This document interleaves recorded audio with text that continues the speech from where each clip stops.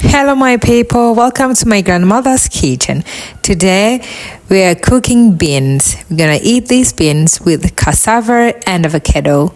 I'm so sorry that I have missed a lot of process because I was in the garden exploring. She has got a very big garden, a very nice one. So this is the beans almost ready. I like the garden, exploring everywhere. The good thing of living in a village is that you have a very big compound, a very large garden, and everything is green. You know what I mean? So I hope you like this video and my grandmother's kitchen and house and a garden and everything.